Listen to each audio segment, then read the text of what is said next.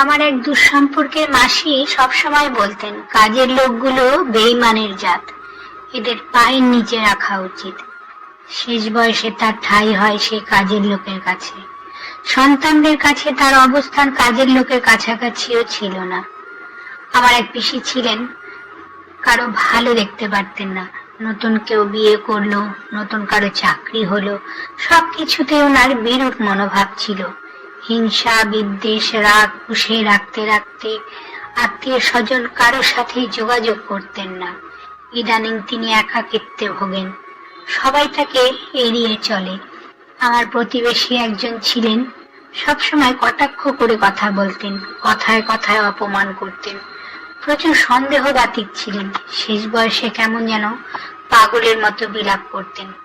অদৃশ্য কাউকে যেন অভিশাপ দিতে দিতে একাই ঘরে মৃত্যুর কোলে ঢলে পড়লেন। ওনার লাশের খবর পাওয়া গিয়েছিল মৃত্যুর 2 দিন পর।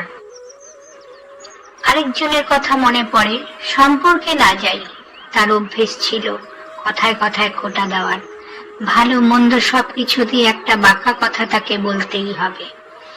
এখন নিজের ছেলে মেয়ের বাঁকা কথায় দিনরাত চোখের জল ফেলেন।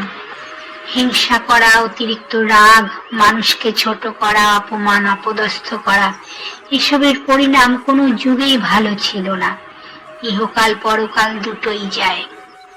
স্বয়ং ঈশ্বর বলেন, যার অন্তরে বিন্দু পরিমাণ অহংকার থাকে তার দিকে আমার কোনো দৃষ্টিই থাকে না। তাহলে ভাবেন, ঈশ্বরের পুজো করলেন, প্রার্থনা করলেন, মন্দিরে মন্দিরে দান ধ্যান করলেন, হুজুগের আগুনে পুড়লেন, কি লাভ বলুন তো? এবার হিসেবের গড়মিলটা ঠান্ডা মাথায় বুঝুন। ধন্যবাদ।